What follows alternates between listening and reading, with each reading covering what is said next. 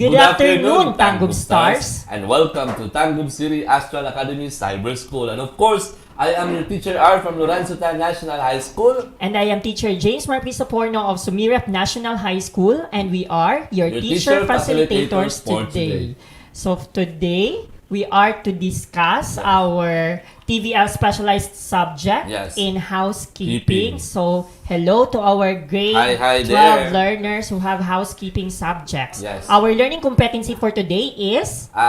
We have to, the learning competency of this afternoon is to clean the public areas, facilities and equipment, and identify different cleaning equipment. Alright, so as you all know, class, when we say public areas in a hotel or a resort, this refers to any venue in the hotel that is readily available to all guests use. So meaning to say, good for all. Dili siya private area. Para siya sa tanan nga guests. So examples of public areas? Shops, swimming pool, public toilets, play areas, restaurants and bars, gym lift or parks and gardens, and of course the lobby, the foyer, and what do we call it? The corridor. Corridor, yes, exactly. So those are just some of the most common public areas in a hotel or a resort, but of course there are a lot of public areas at a hotel or a resort can have. Wala to siya mga common nga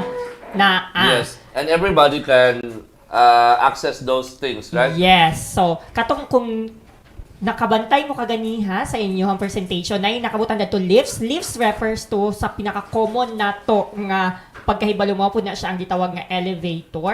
Okay. Okay? So please do not be confused with Take that. note of that, guys, no? Or learners. Yes. So those are the public areas. Now we will be translating or defining what is or what are facilities in a hotel. So when we say facilities, these are the components of products and services within the public areas. So examples of this we have furniture, fixtures, and the fittings. Okay, so when we say furnitures, of course, kabalogin mo sa mga furnitures, no? Kanang mga bangko, mga lamisa, cabinets, and all. When we say fixtures, this refers to the things that are attached to the main building of the hotel or the resort. Example, the lights, the chandeliers, the fan, the electric. So those are example of fixtures, Sir Ko. Yes, and when we say fittings, naka-attach siya sa part sa hotel pero pwede siya ma-remove. Examples of these are your carpets, curtains, and the lights. I thought it was a dressing room fittings.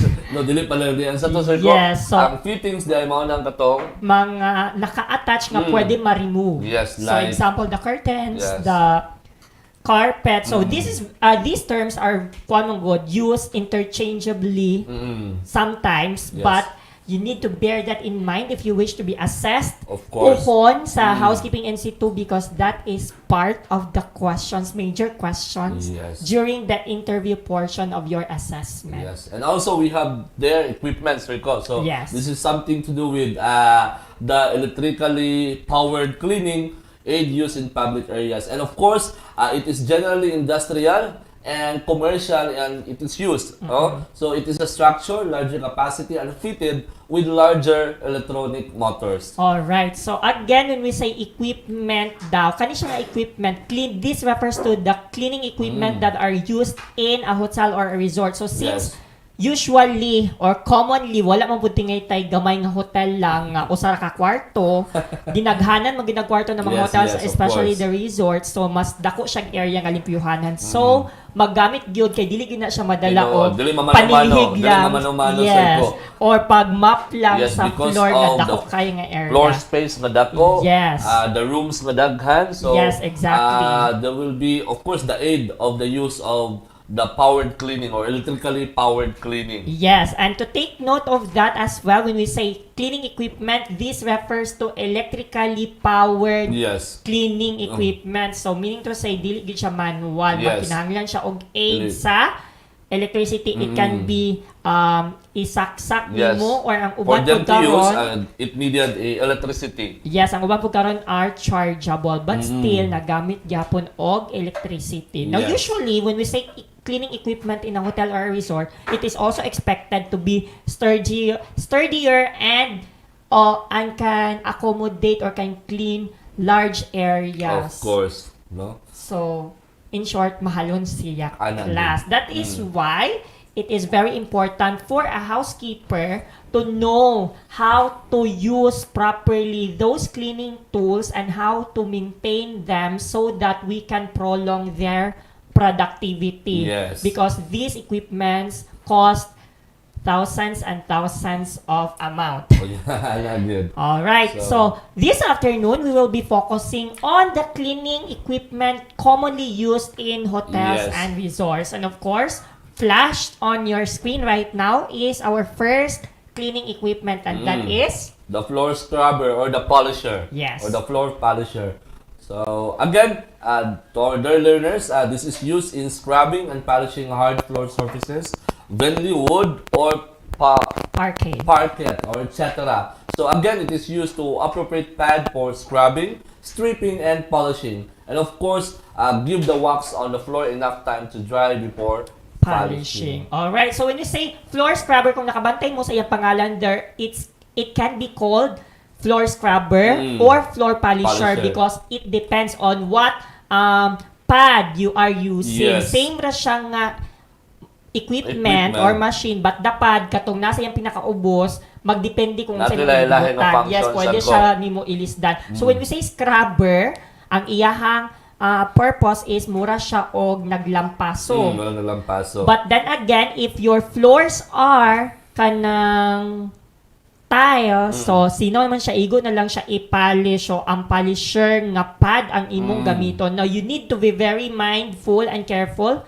and knowledgeable in using the floor polisher because it is one of the equipment that you need to demonstrate during a housekeeping and situ kung nakabantay ka na, assessment. sir ko, kung di na mo maayo og pugong, sir ko, kusog ka na mo labyong. Yes, as a matter of fact, kung niwang ka, di mo lang kay force, pwede ka niya madala. Yes. Especially, nabiya kay, kung ano na to, sir ko, di ba pislito, o saan siya mo, ana-ana, kapag nasa yung handle. Yes, exactly. So, we will be discussing more of those, how to operate a floor polisher some other time. Yes. So, for now, we will move to our next we have the equipment. upholstery stream cleaner. So this equipment used to clean carpet and upholstery. So it had been fitted with upholstery one for maximum reach with when dealing with tight, hard to reach crevices of upholstery. All right. So next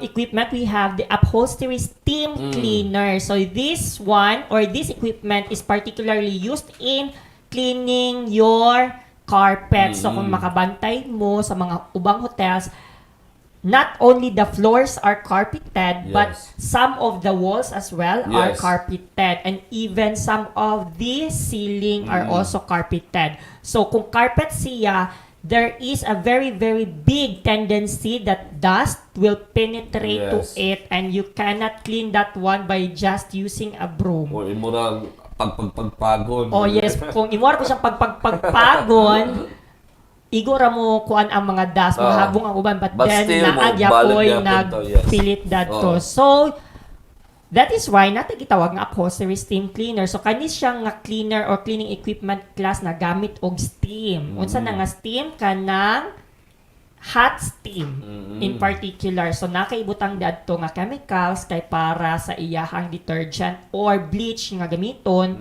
Dayon mo na to siya mo penetrate sa imuhang gilimpyuhan nga carpet. And also we have here the high pressure washer. So this equipment is designed to remove soil from the surface with the help of the water and steam subjected to the high pressure.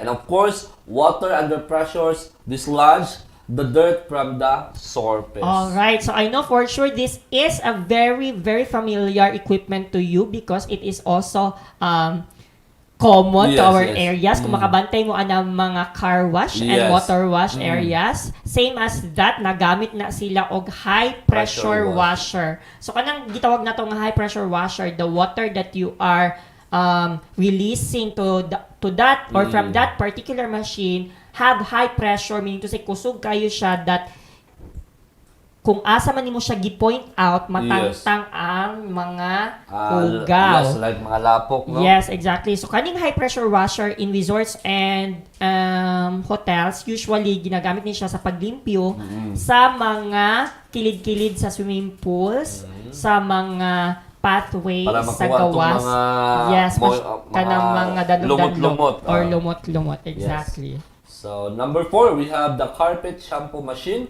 So, this equipment is used for deep cleaning and stain removal. And the cleaning agents are simply mixed with hot water and detergents. And the detergent is injected on the carpet piles and extracted back by a wet vacuum belt into the same machine. Alright, so kaning carpet shampoo machine, same ra ni siya og function gamay sa upholstery steam cleaner. The difference lang is that when we say upholstery steam cleaner, igo ra siya panglimpyo, regular cleaning. But when we say carpet shampoo machine, this machine is intended for use if naanay mga mancha si carpet or naanay mga heavy stains nga kinahanglan mga kuha sa upholstery nga kuan. So kani si carpet shampoo machine mas heavier ang iyahang panglimpyo nga gibuhat sa mga carpet. Yes. And also we have the vacuum cleaner.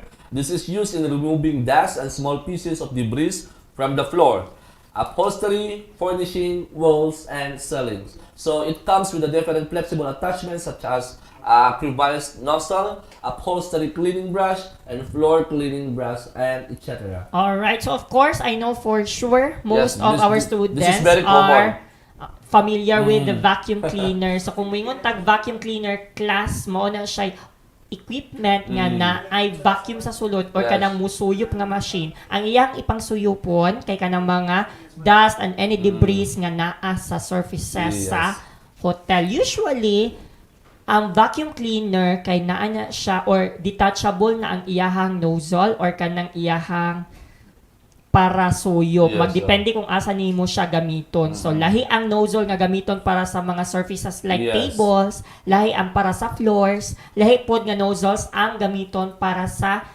walls and even the ceilings. So, there are different nozzles depending on how you will use the so-called vacuum cleaner. Yes, exactly. So, there you have it, learners. Those are the different cleaning equipments used commonly in hotels and resorts. Now we will move to your activity for this week. So please get your SLM. Yes, so that you will be guided in answering with your SLM. So listen carefully, guys, learners.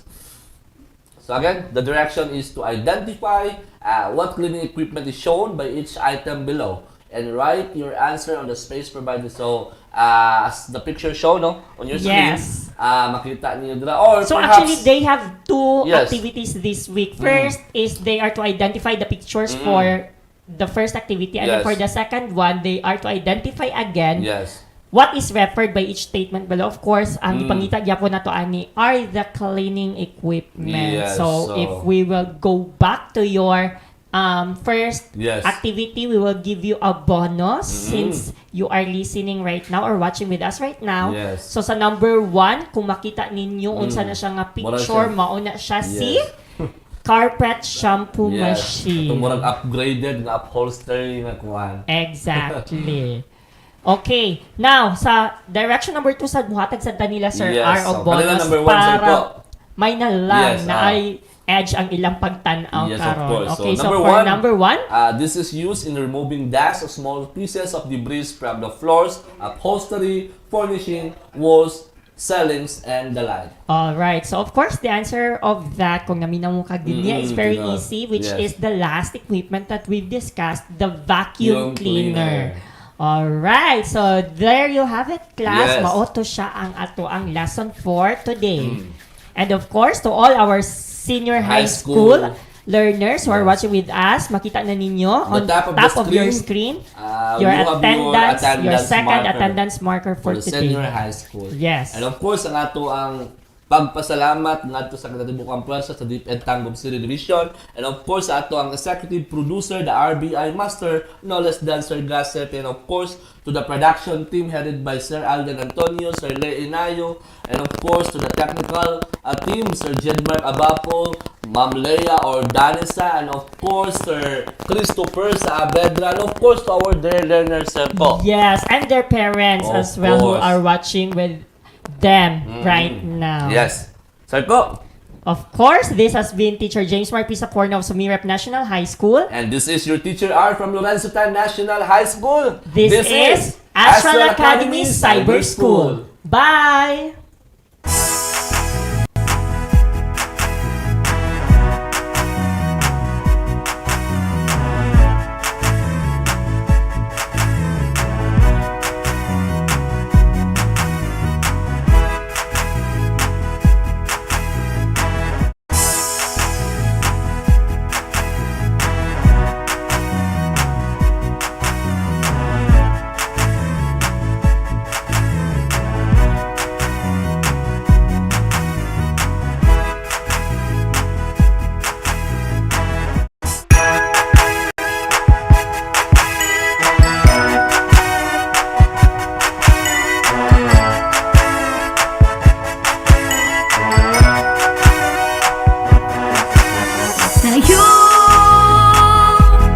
Tayo na.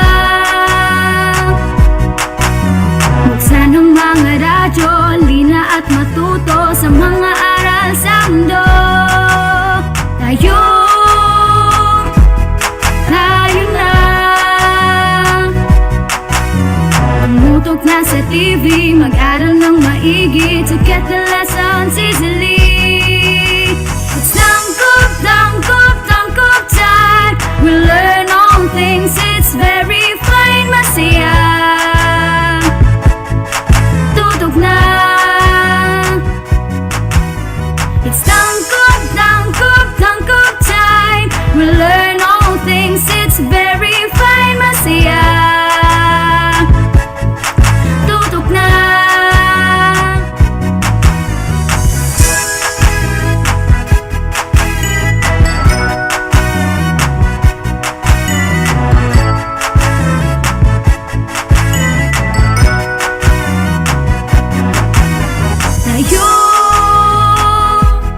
Tayo na. Let's come and learn together, supporting one another. We love, we care, we share.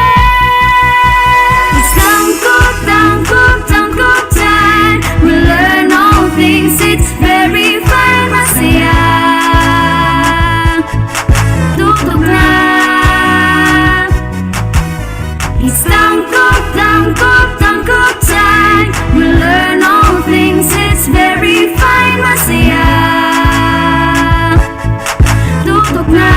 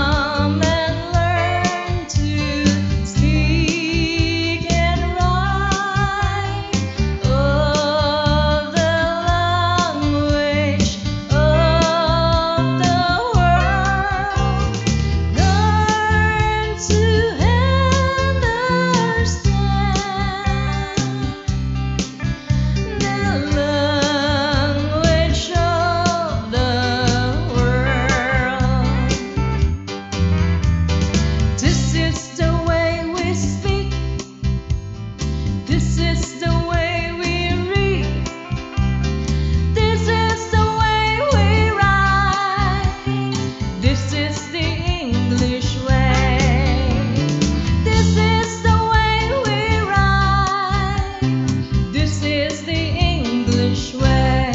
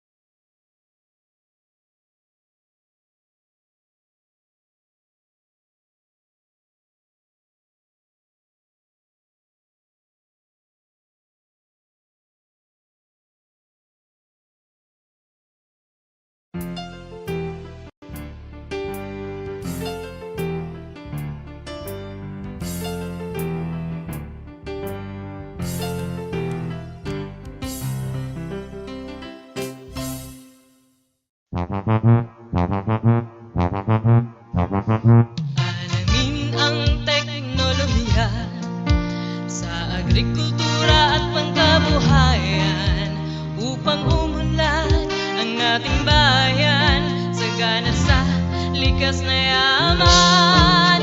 Halika na mag-ipipina, ipipina, ipipina. Halika na, mag-aral na. Alamin ang teknolohiya sa agrikultura at pangkabuhayan upang umunlad ang ating bayan sagana sa likas na yaman. Halika na mag-ipipina, ipipina, ipipina. Halika na, mag-aral na. Ipipina, ipipina, ipipina, ipipina.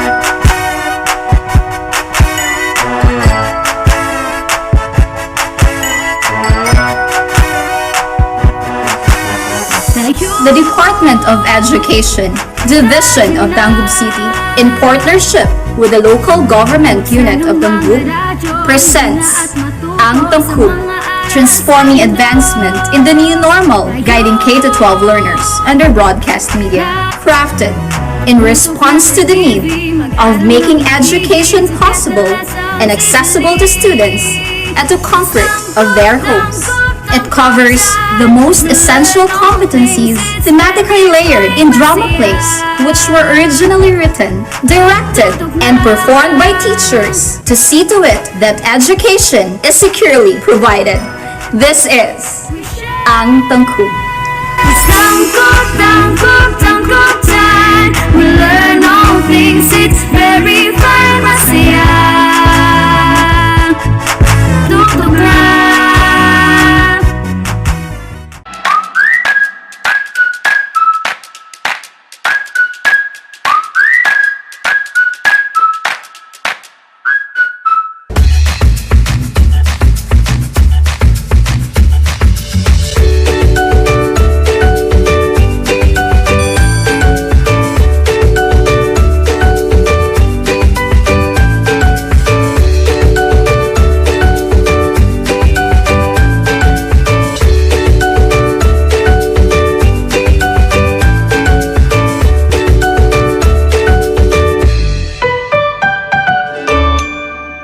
We eat to live. Eating properly helps us live well. In fact, what we eat may affect how long and how healthy we live. What's up, grade 7 learners? I know that you're excited to a new episode in TV-based instructions of Ang Tangkub, where we bring you the lessons direct to your homes. I am Teacher Luigi, your MAPI teacher for today. Just keep on learning while staying at home. In choosing healthy foods, you need to know more than just how foods look. You need to understand how the nutrient contents to guarantee the benefits you desire. Stay tuned, my dearest learners, because at the end of this episode, you should be able to identify the right foods during the adolescence. Stay on your seats as we are going to play back this part of the scene.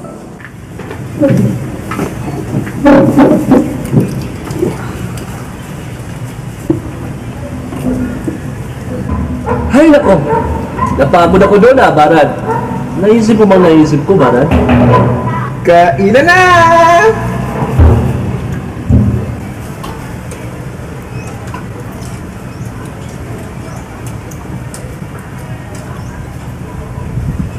Barad, parang may buligo ng asin ang gumawa nito Oo nga, Barad. Naparami pa naman ang bili natin dito. Sayang to. On the video, Totoy and B-Boy ate a salty flavored popcorn. Don't you know that too much eating of salty foods can cause urinary tract infection and other diseases like high blood and kidney failure? Nutrition refers to the intake of food in relation to the body's dietary needs. Good nutrition depends on the combination of food having the required different nutrients we should take on a daily basis.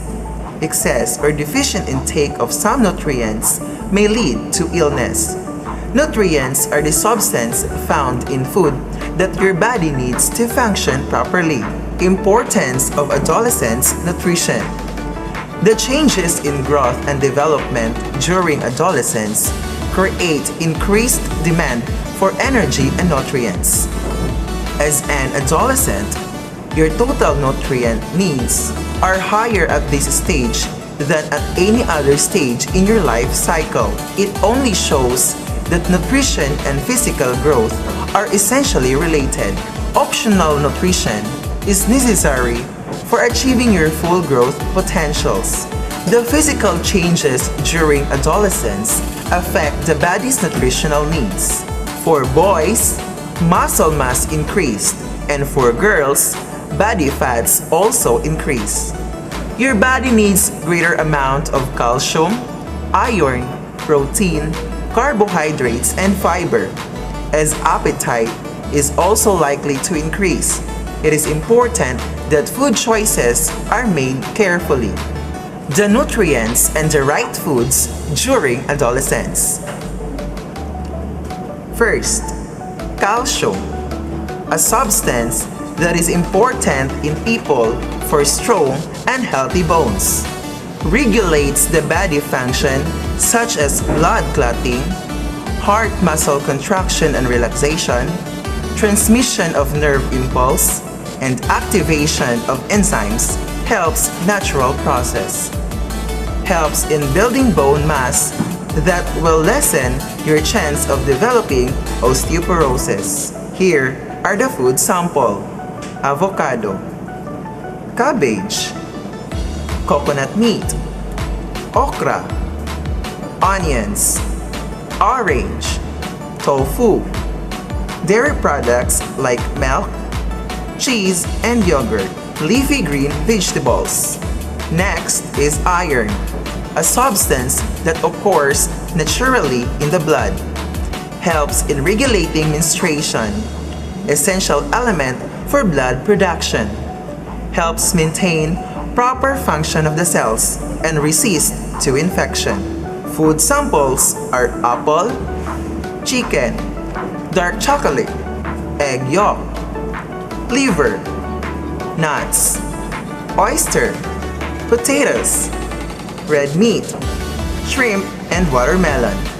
Protein, a macronutrient that is essential to building muscle mass, which is commonly found in animal products. Develops bone and muscles, replaces damaged cells, makes enzymes, antibodies, and hormones, supplies energy, and produces calories. Here are the food sample: avocado, broccoli, brown rice, cabbage, cauliflower, kern, cucumber, egg, green pepper, milk, peanut butter, and tomato.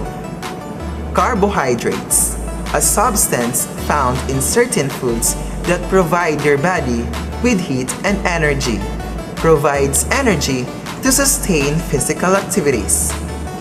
And here are the food sample: asparagus, avocado, banana, beans, bread, corn, melon, nuts, papaya, potatoes, rice, whole grains, and whole wheat pasta. Fiber, a substance that helps digest food. Helps move waste through the digestive system. Prevents constipation and intestinal problems. Reduces the risk of heart diseases. Controls diabetes by reducing blood glucose levels. And here are the food sample that are rich in fiber: apple, avocado, cabbage, carrots, eggplant, grapes, lettuce, mushroom, oatmeal, pineapple, squash, and sweet corn. Remember that there is a strong relationship between what you eat and your health, not today, but for the future as well. It is important that you select a well-balanced diet. When you are an active adolescent, you need more energy. Therefore, you need more energy food. But if you are not, eat only the amount that your body needs for growth and development. That's it, learners! I hope you learned new things today. Kindly open your activity sheets in MAPI 7, Episode 4, Quarter 2.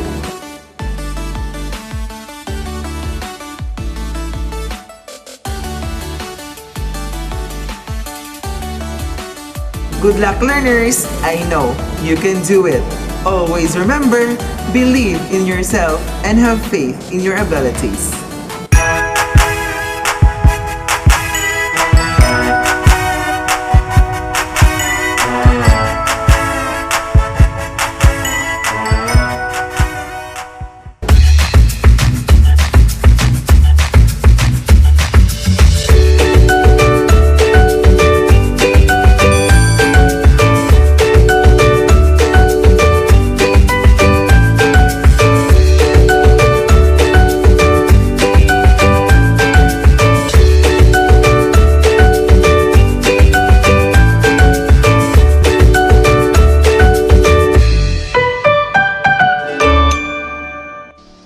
Magandang araw, grade 7 learners!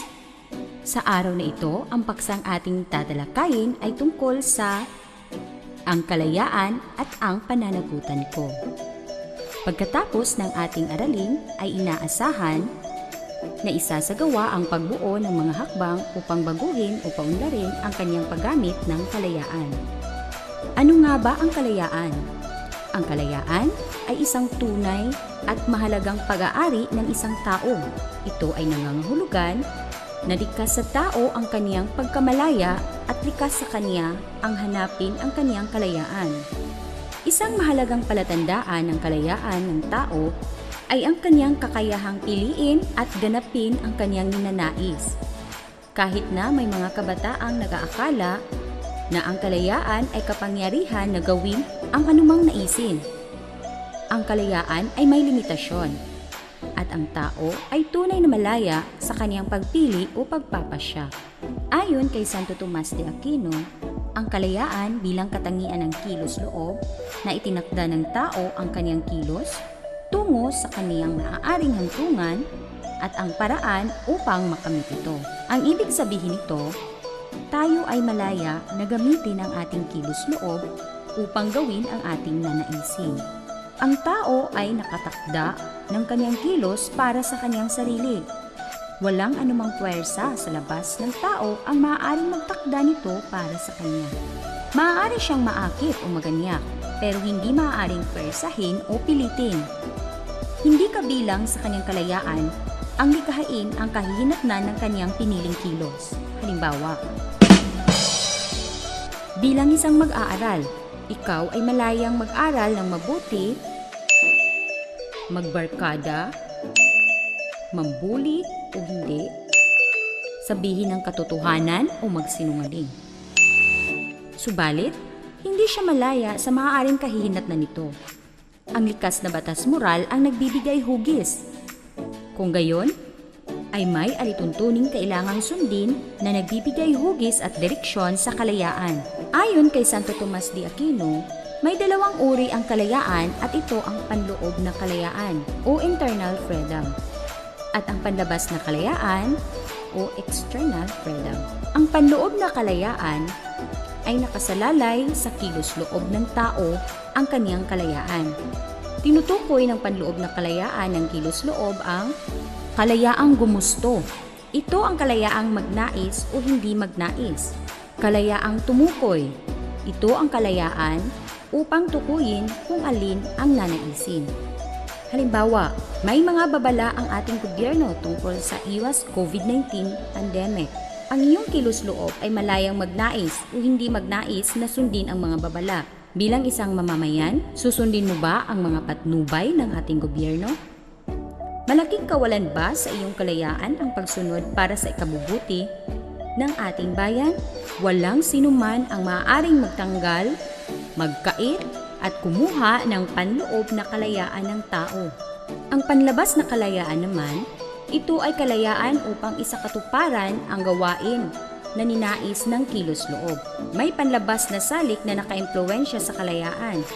Sa pamamagitan ng puwersa sa labas ng tao, maaaring mabawasan o maaalis ang kalayaan.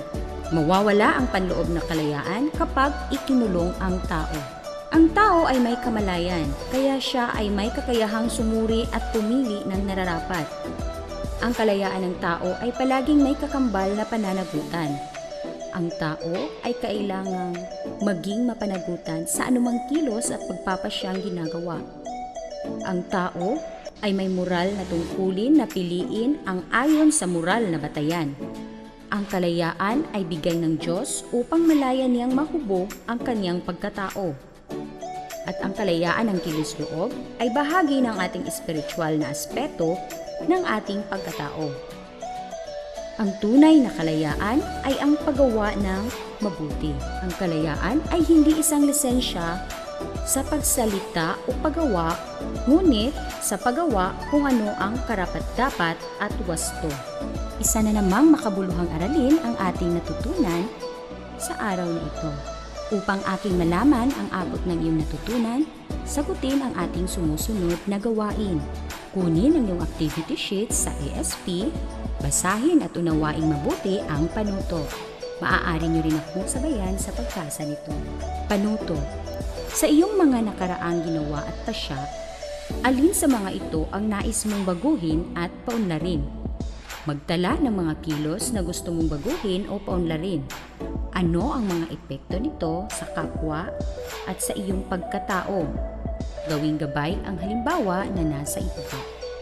O hayan, oras na sa pagsagot, grade 7 learners. Huwag kaligtaang isulat ang iyong pangalan. Paalam!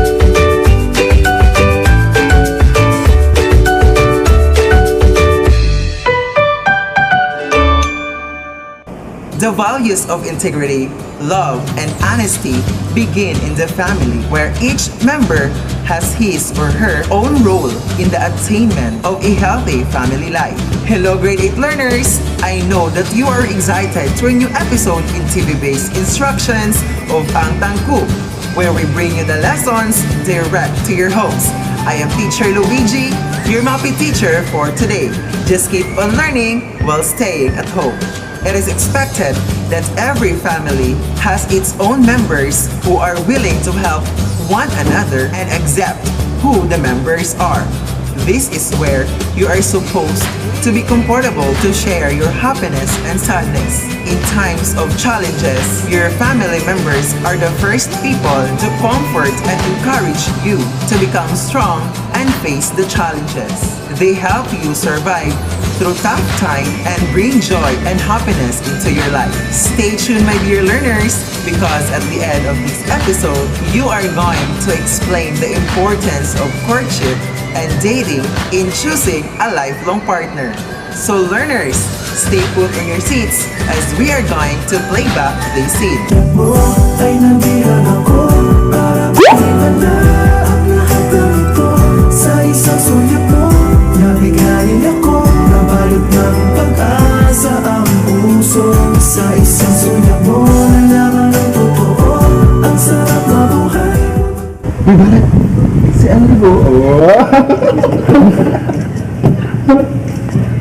Brad, kumusta na palang pangliligaw mo kay Andre? Hindi pa nga ako sinasagot eh. Kasi uunahin pa daw namin yung pag-aaral namin.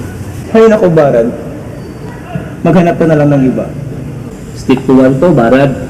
Hashtag willing to wait. Wow! Miyembro ka pala ng Yoyo True Orange. Sa bagay, may point ka rin. On the video, B-Boy teased Totoy about his courting on Henry. Totoy explained that they should focus first on their studies. And also, he is a type of man who is willing to wait. So learners, this time, let us know the basic terms in dating, courtship, and marriage. Assessing the suitability of two or more people for a potential relationship through a social activity is called dating. It can also be done during the courtship stage or even with those who are already in an active relationship. Literally, it comes from the arrangement of time and date of meeting. It is a social activity done by a couple, as a partner in a relationship, as a lover, or as a wife. In dating, the party will meet and engage in social activity which has agreed upon. Types of dating. Standard, composed of 2 people. Group, composed of more than 2 couples. Double, composed of 2 couples. Dating and its importance. It reinforces affection and respect. It develops strong relationship. Improve quality time towards your partner.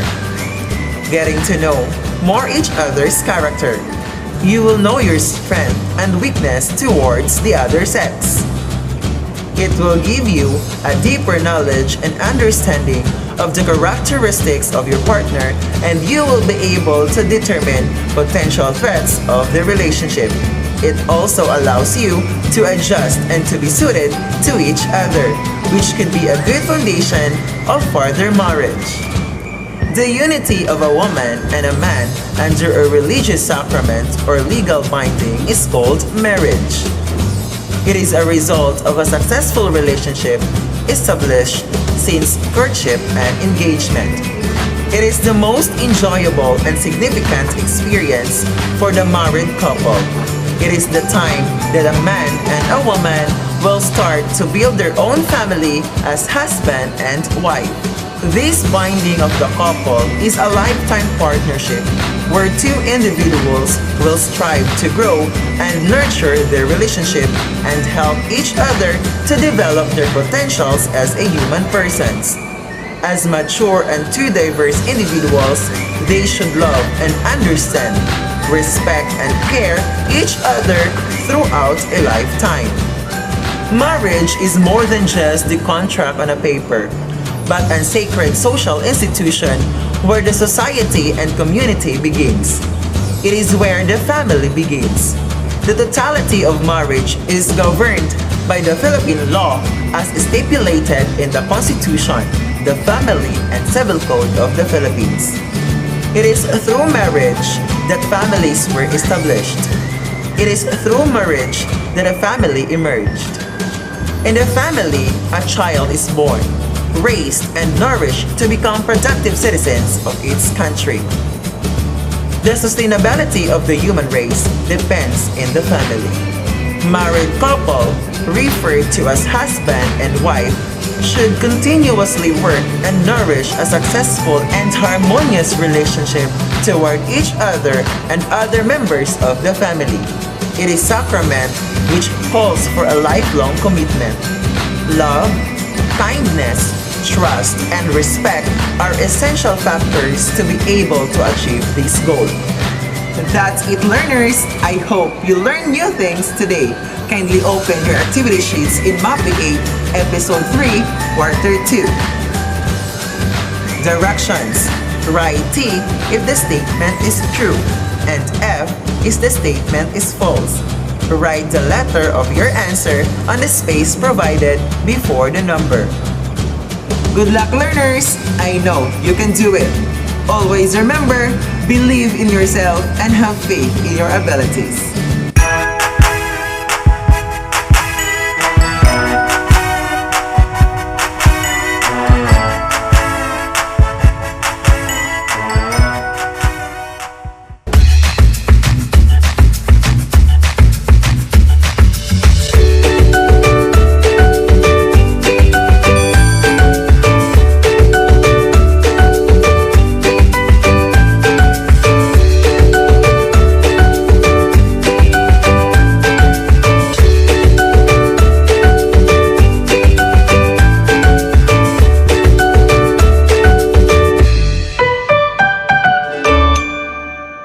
Magandang araw, grade 8 learners!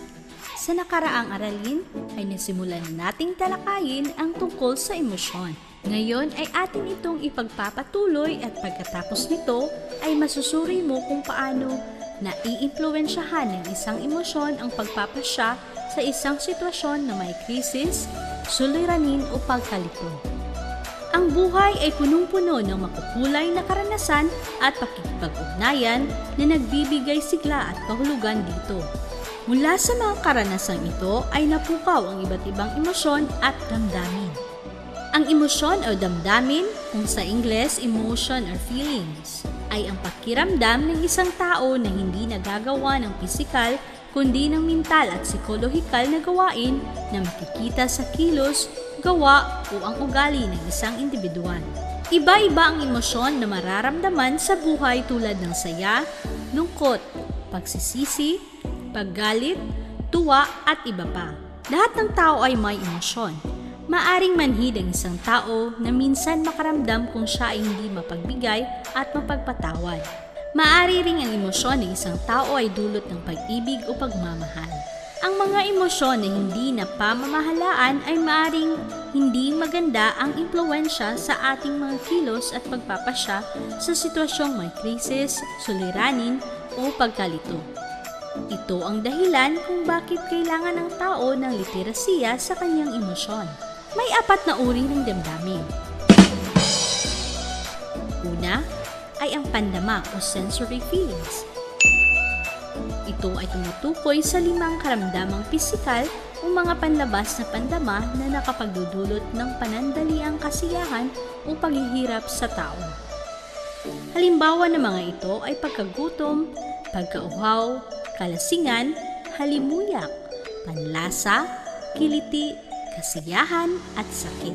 Pangalawang uri ng damdamin ay ang kalagayan ng damdamin o feelings state. Ito ay may kinalaman sa kasalukuyang kalagayan na nararamdaman ng tao.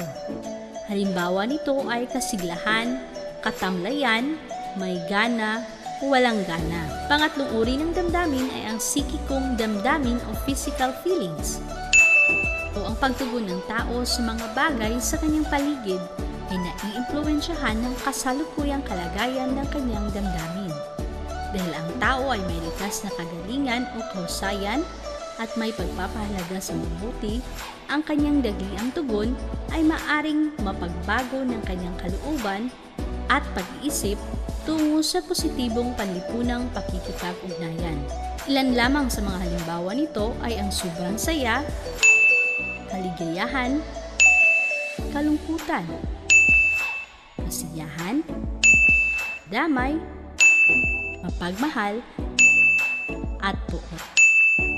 Ang pang-apat na uri ng damdamin ay ang espiritual na damdamin o spiritual feelings.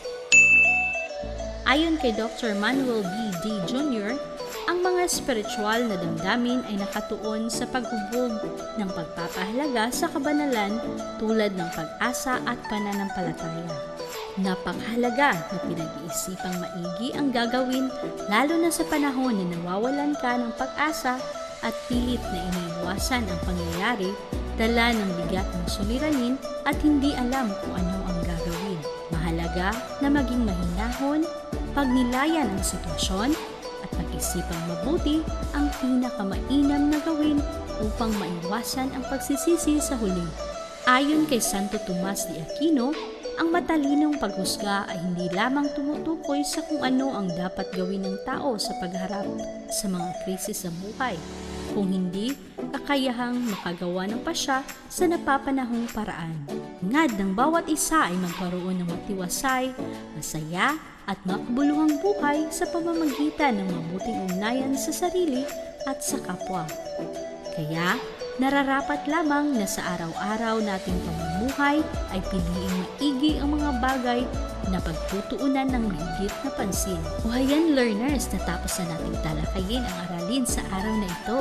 At upang malaman ko kung talagang nauunawaan nyo ang aralin natin, magsisimula na tayo sa ating gawain. Basahin at unawain mabuti ang panuto. Tukuyin at gunitahin ang mga sitwasyon sa sariling buhay na naging dahilan ng iba't ibang emosyon na iyong naramdaman. Isulat ang mga sitwasyon sa iyong buhay na naramdaman mo ito at ang epekto nito sa iyong kilos. Gawing gabay ang halimbawa na makikita sa iyong self-learning materials.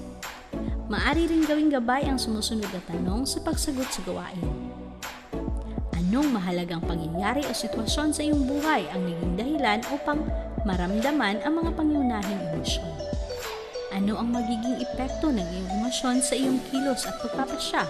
Ito lang muna sa ngayon, graded learners. Huwag kaligtang isulat ang iyong pangalan. Hanggang sa muli, paalam!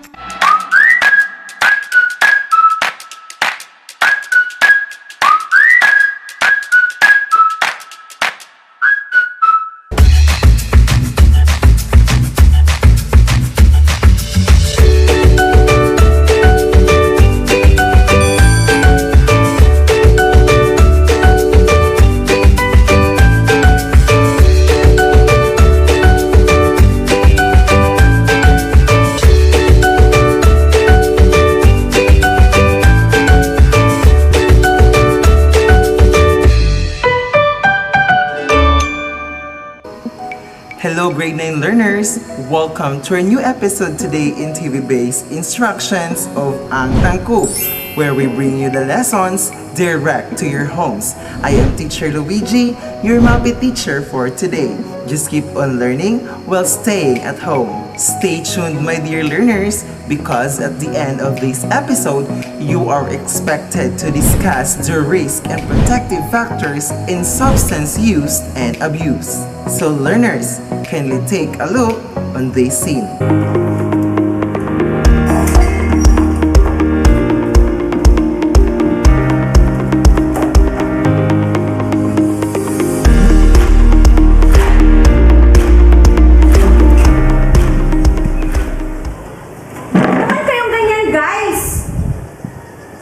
Pakinggan nyo nga yung mga sarili nyo.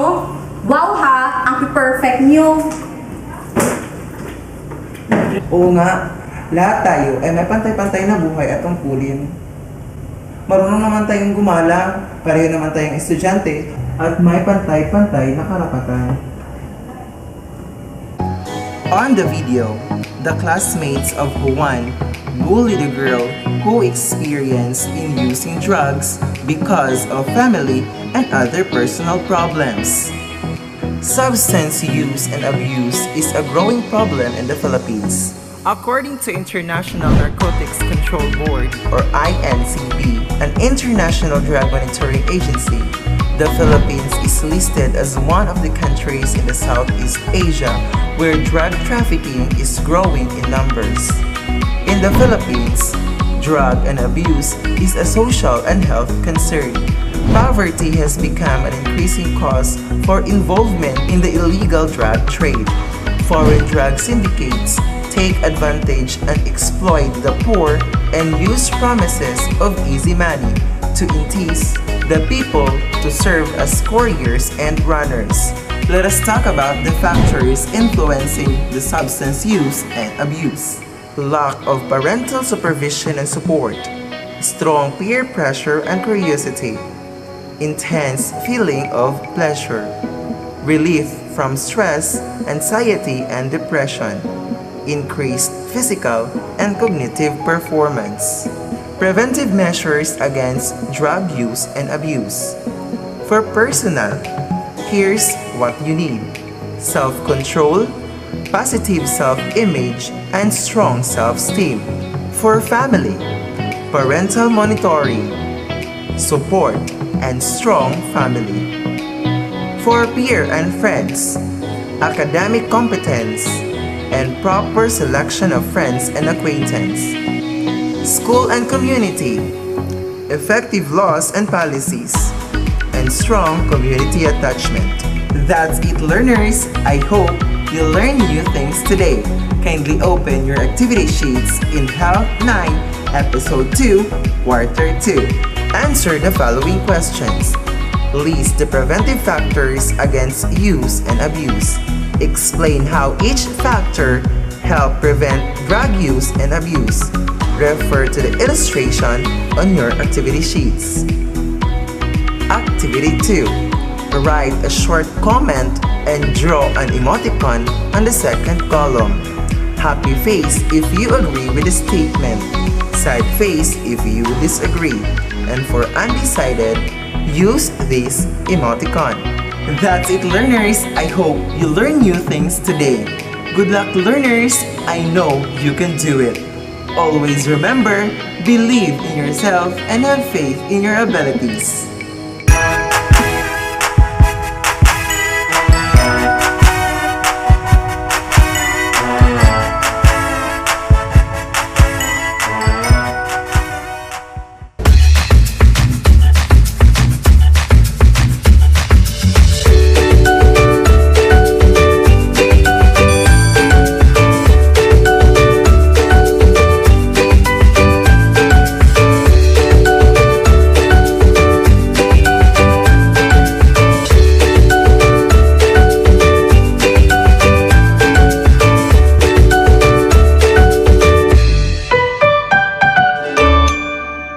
Magandang araw, Grade 9 learners!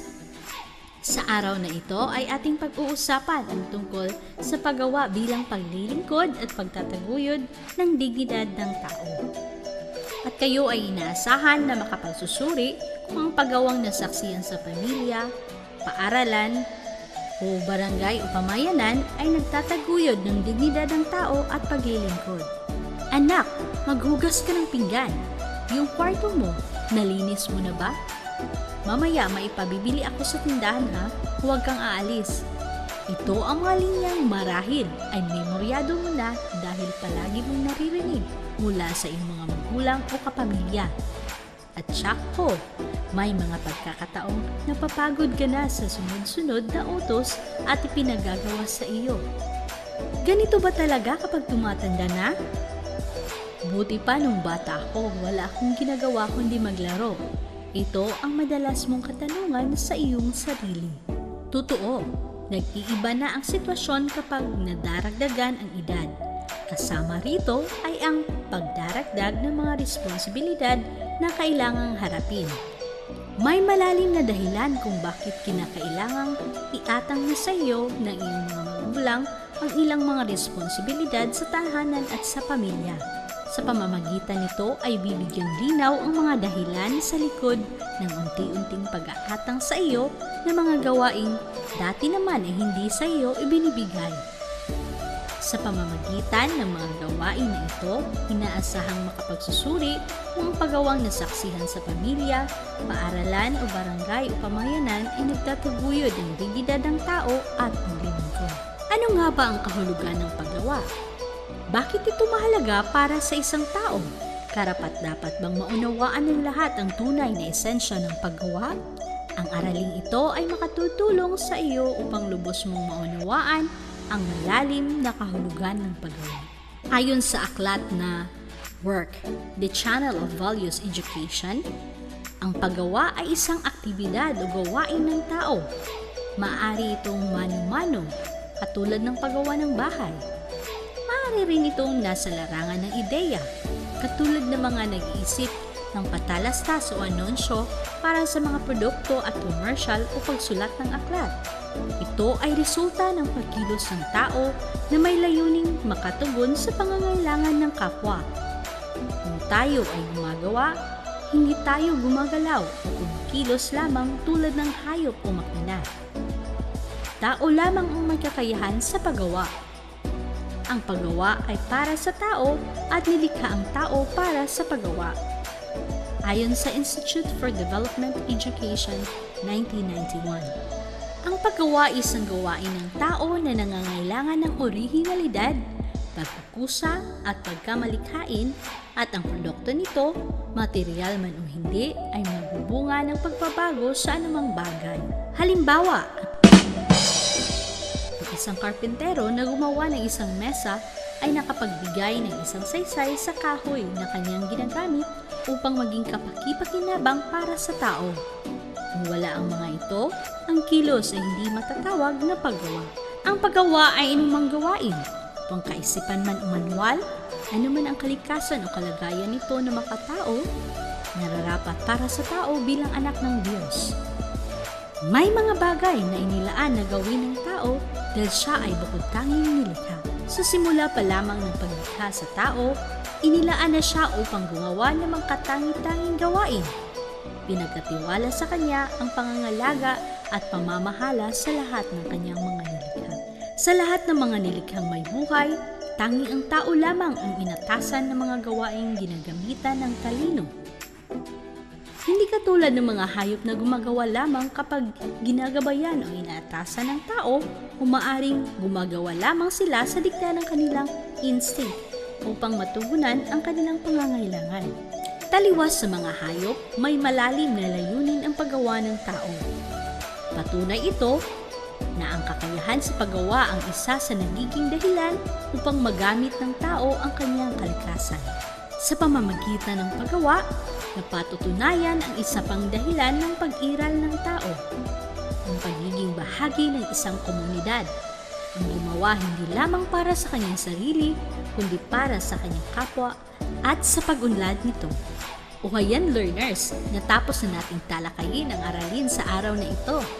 At upang malaman ko kung talagang nauunawaan nyo ang aralin natin sa araw na ito, magsimula na tayo sa ating gawain. Basahin natin at unawaing mabuti ang panuto. Panuto. Magtala ng mga pagsusuri sa mga pagwawang nasaksihan sa pamilya, paaralan, o barangay o pamayanan ay nagtataguyod ng dignidad ng tao at paglilingkod. Ito lang muna sa ngayon, grade 9 learners. Huwag kaligtang isulat ang iyong pangalan. Hanggang sa muli, paalam!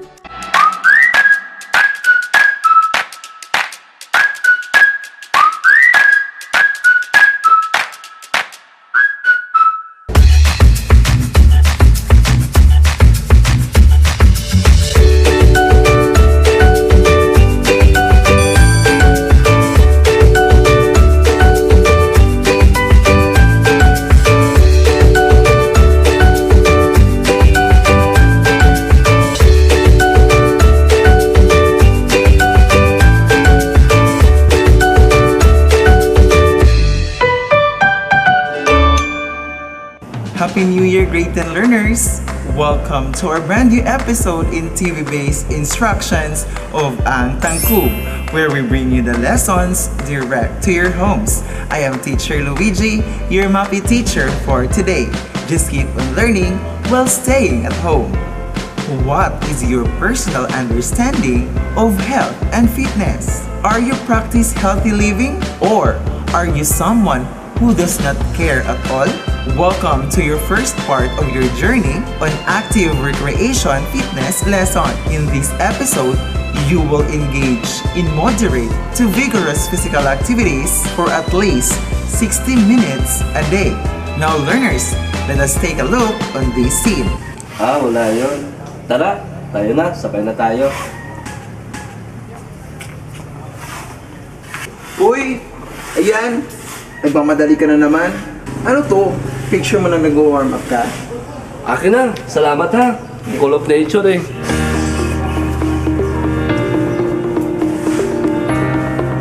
On the video, Pedro saw the picture of one while doing warm-up exercise.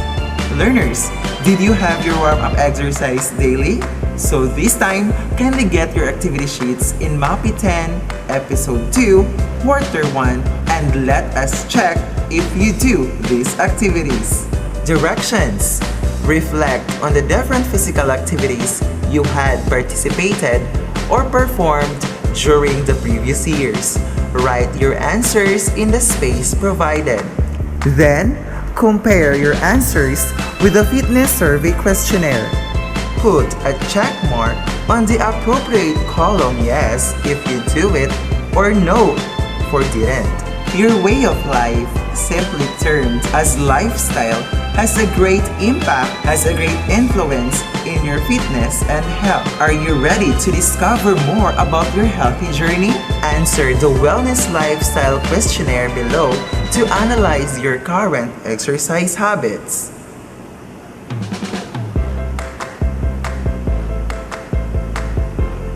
Are you done answering? Great! Warm-up exercise, or sometimes called limbering up, is always the initial phase of any exercise program. It is a light physical activity aimed at increasing the body temperature to allow a gradual increase in the blood flow to the muscles, ligaments, and tendons. Blood capillaries are opened up to allow oxygenated blood to supply the muscle for contraction. Consequently, individuals who directly engage in a vigorous activity without first warming up often experience muscle cramps or get injured. Normally, the warm-up takes about 5 to 10 minutes. A good indicator if the individual is already warmed up is the onset of a light sweat. Cooling down after your workout allows for a gradual recovery of pre-exercise heart rate and blood pressure. Benefits of warm-up. First, increased range of motion. Second, improved coordination and movement efficiency. Third, decreased risk of injury. Fourth, increased power output available from muscles. And lastly, increased energy available from aerobic metabolism as the start of the activity. Now learners, please prepare yourself as we are going to proceed to our next activity. Find a comfortable place in your home to do the warm-up exercise. Are you ready? Start being fit, stretch it out.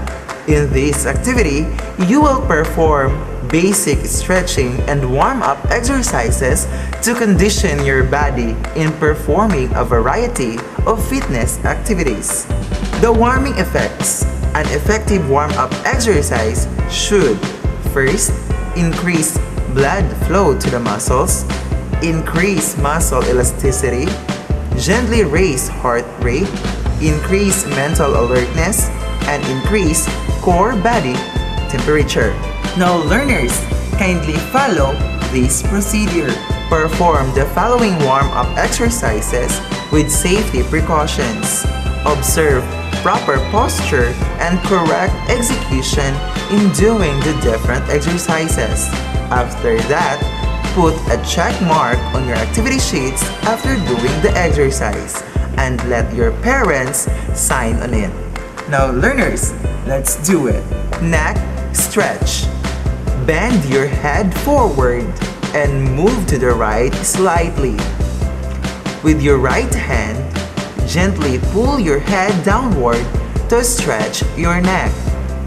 Hold for about 16 counts. Repeat on the opposite side. Next, let's proceed to shoulder rolls. Stand upright position. Roll shoulders in circular motion forward to backward. Next, side arm stretch. Stand in upright position. Extend the right arm to the left. Use the left arm or hand to gently push the right arm towards the body to straighten and stretch it. Hold the stretch for 16 counts. Repeat on the left arm. Triceps stretch. Extend one hand down the center of your back, fingers pointing downward. Use the other hand to grasp the elbow and stretch your tricep muscle. Hold the stretch for 16 counts. Repeat on the opposite arm. Hamstring stretch. Stand with your feet shoulder width apart, one foot extended half a step forward, keeping the front leg straight. Bend your rear leg, resting both hands on the bent thigh. Stretch the hamstring muscles. Hold the stretch for 16 counts. Repeat on the opposite leg. Quadriceps stretch. Stand near a wall or a piece of starting exercise equipment for support. Grasp your ankle and gently pull your heel up and back until you feel a stretch in front of your thigh. Hold for about 16 counts. Switch legs and repeat. Outer thigh stretch. Sit on the floor. Extend your legs in front of your body. Bend right knee. Cross right foot over left knee and place on the floor. Place left elbow on the right knee. Keep abdominal muscle tight and back straight. Keep shoulders back and chin up. Place right arm behind your right hip on the floor for support. Gently twist waist and shoulders to the right, looking behind the right shoulder. Feel the stretch in the right outer thigh. Inhale or breathe in through the nose and exhale, breathe out through your mouth as you complete this stretch. Hold this stretch for 16 counts. Repeat on the opposite side to stretch your left outer thigh. That's it, learners! You do it great!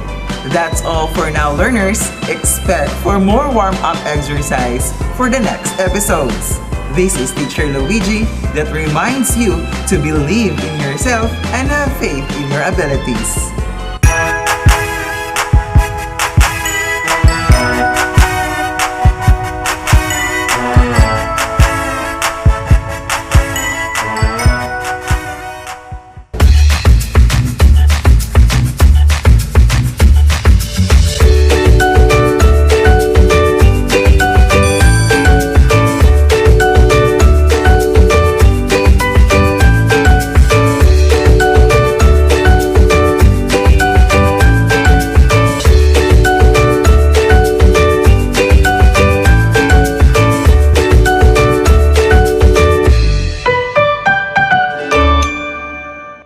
Magandang araw, grade 10 learners!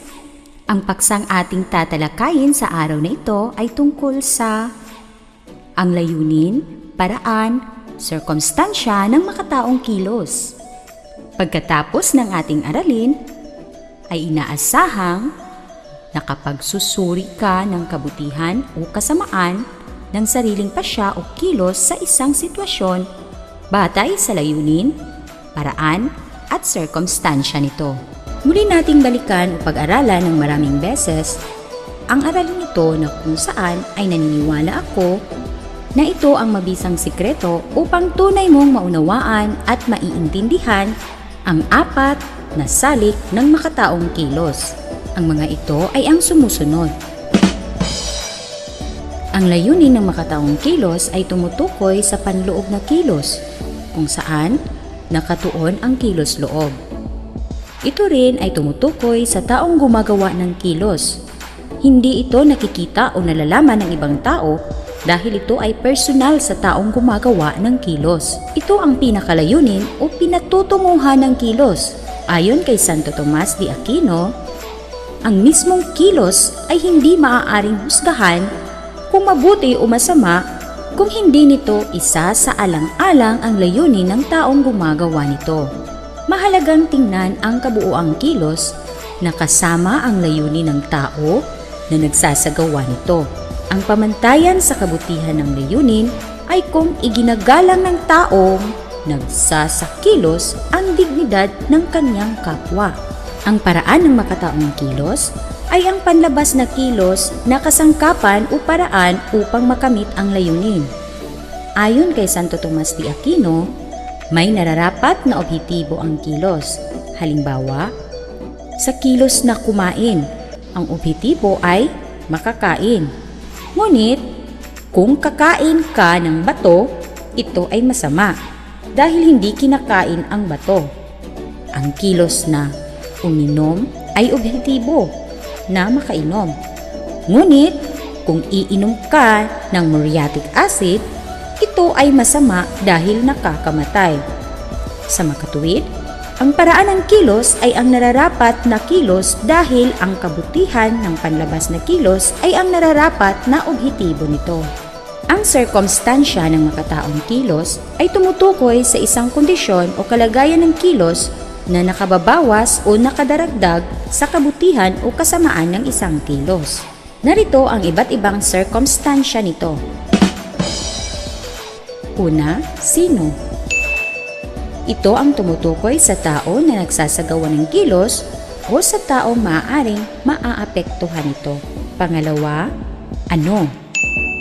Ito ang tumutukoy sa mismong kilos, gaano ito kalaki o kabigat. Pangatlo, saan? Ito ang tumutukoy sa lugar kung saan ginagawa ang kilos. Pang-apat, paano? Ito ay tumutukoy sa paraan kung paano isinasagawa ang kilos. At panghuli ay kailan. Ito ay tumutukoy kung kailan isasagawa ang kilos. May kahihinatnan ang makataong kilos. Ang lahat ng ginagawang kilos ng tao ay may dahilan, batayan, at may kaakibat na pananagutan. Ano man ang gawing kilos ay may kahihinatnan. Mahalaga na masusing pag-isipan at pagplanuhang mabuti ang anumang isasagawang kilos. Dahil mayroon itong katumbas na pananagutan na dapat isaalang-alang. Kung minsan, nagkakaroon ng suliranin sa pagpapasya dahil sa kawalan ng kaalaman kung ang pinili niyang kilos ay mabuti o masama. Kung minsan naman, dahil sa bilis ng takbo ng isip ng tao, ay nakapag-iisip at nakagagawa siya ng kilos na hindi tinitingnan ang kahihinatnan nito. Ngunit sa ika-4 na salik, sinasabi na ang bawat tao ay kailangang maging mapanagutan sa anumang kilos na kaniyang pipiliin.